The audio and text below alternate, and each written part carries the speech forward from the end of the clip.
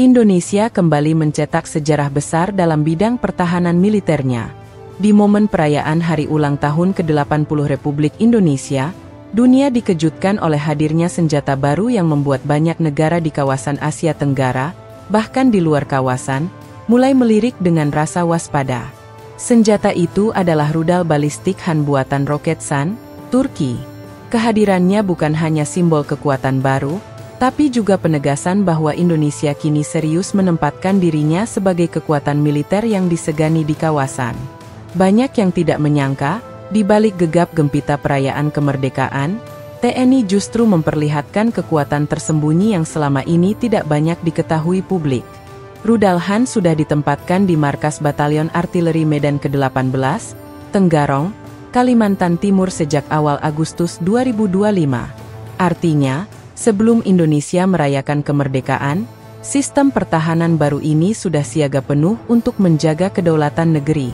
Rudal balistik Han ini bukan sekadar alutsista biasa. Spesifikasinya menempatkan Indonesia selangkah lebih maju dari negara-negara tetangga. Dengan panjang 7,1 meter, bobot 2,5 ton, serta dilengkapi hulu ledak seberat 470 kg, rudal ini mampu menghantam target pada jarak 80 hingga 280 km dengan akurasi yang sangat tinggi, yakni probabilitas error kurang dari 10 meter. Sistem panduannya pun modern, memanfaatkan GPS, GLONASS, hingga INS yang dilengkapi fitur anti-jamming dan anti-spoofing. Dengan kata lain, rudal ini tidak bisa dengan mudah dibelokkan atau dibutakan oleh musuh. Bayangkan, dengan kemampuan seakurat ini, Han bisa menghancurkan fasilitas militer vital seperti radar, sistem pertahanan udara, hingga pusat logistik musuh dalam hitungan menit. Bahkan, jika ditempatkan di titik strategis di Kalimantan atau Sumatera, rudal ini bisa menjangkau instalasi militer negara lain yang berada di perbatasan. Tak heran, kehadirannya membuat sejumlah negara di kawasan mulai merasa tidak nyaman. Bandingkan dengan kekuatan rudal di negara-negara ASEAN lain. Vietnam memang memiliki rudal balistik Scud warisan Uni Soviet dan Hwasong-6 dari Korea Utara, dengan jangkauan 300 hingga 600 km. Namun, teknologi itu adalah warisan Perang Dingin. Dari segi akurasi dan sistem panduan, Han jauh lebih modern. Sementara itu, Myanmar dikabarkan memiliki rudal Hwasong-5 dari Korea Utara dan BP-12A dari Cina, tetapi belum jelas apakah sistem itu benar-benar operasional. Indonesia, sebaliknya, kini telah memiliki rudal balistik modern yang benar-benar siap digunakan kapan saja. Tak mengherankan jika media internasional seperti Channel News Asia langsung memberitakan hal ini. Mereka menyoroti betapa diam-diam Indonesia melangkah maju, tanpa banyak publikasi, tetapi langsung menghadirkan senjata strategis yang bisa mengubah peta kekuatan kawasan. Dari sudut pandang geopolitik, ini adalah sinyal tegas. Indonesia tidak lagi ingin dipandang sebagai negara berkembang yang lemah di sektor pertahanan, melainkan sebagai kekuatan yang mampu menjaga kedaulatan dan memberi efek gentar kepada siapapun yang berani mengusik. Pertanyaannya, mengapa rudal Han begitu strategis bagi Indonesia? Jawabannya sederhana. Indonesia adalah negara kepulauan terbesar di dunia, dengan luas wilayah yang membentang lebih dari 5.000 km dari Sabang hingga Merauke. Untuk menjaga wilayah sebesar itu, TNI tidak bisa hanya mengandalkan pasukan darat, udara, atau laut. Dibutuhkan sistem senjata yang bisa memberikan efek penangkal atau deterrence effect. Rudal balistik Han memberikan itu semua. Dengan jangkauan hingga 280 km, Han mampu menjadi senjata respons cepat yang efektif. Misalnya, jika ada ancaman masuk dari Laut Natuna Utara, atau konflik yang muncul di perbatasan Papua, rudal ini bisa segera dikerahkan untuk menghantam titik-titik vital musuh sebelum mereka bergerak lebih jauh. Bukan hanya ofensif, tapi juga defensif, memberi rasa aman bagi rakyat bahwa wilayahnya dilindungi dengan sistem persenjataan modern. Bagi negara tetangga, terutama yang memiliki potensi konflik kepentingan dengan Indonesia, ini jelas menimbulkan rasa waspada. Vietnam yang masih mengandalkan rudal tua pasti mulai berpikir ulang. Malaysia dan Singapura, yang selama ini merasa lebih modern dalam alutsista udara, kini melihat Indonesia punya senjata darat yang bisa menjangkau target mereka dengan cepat. Bahkan, Australia yang sering menaruh perhatian pada isu Laut Arafura dan perairan utara, tidak bisa mengabaikan fakta bahwa Indonesia kini memiliki rudal balistik modern. Tidak berhenti di situ. Rudal Han juga menunjukkan bahwa kerjasama pertahanan Indonesia semakin terbuka dengan berbagai negara. Setelah lama mengandalkan Amerika Serikat dan Eropa dalam pembelian alutsista, kini Indonesia menggandeng Turki, sebuah negara yang dikenal inovatif dalam pengembangan senjata modern.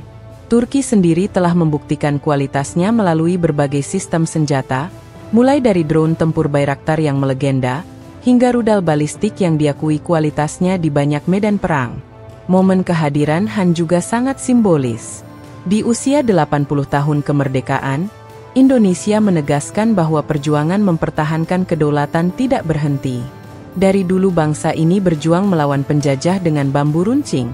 Kini di abad ke-21 Indonesia menunjukkan diri sebagai bangsa yang siap menjaga kemerdekaan dengan teknologi mutakhir.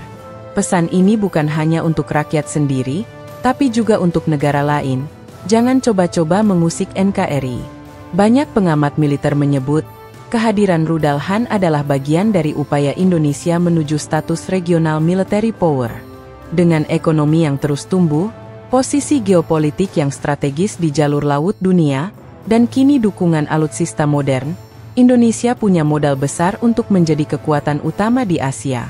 Bahkan, bukan tidak mungkin suatu hari nanti Indonesia bisa menjadi middle power global, yakni negara yang punya pengaruh besar di percaturan internasional. Namun, tentu saja kehadiran rudal Han bukan tanpa konsekuensi.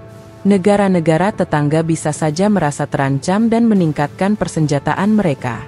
Ini bisa memicu perlombaan senjata atau arms race di Asia Tenggara. Tapi di sisi lain, justru inilah tujuan dari deterrence effect. Membuat musuh berpikir 1000 kali sebelum berani berkonfrontasi. Dengan kata lain, rudal Han adalah pesan diplomatik yang dibungkus dalam bentuk militer. Lalu, bagaimana dengan rakyat Indonesia sendiri?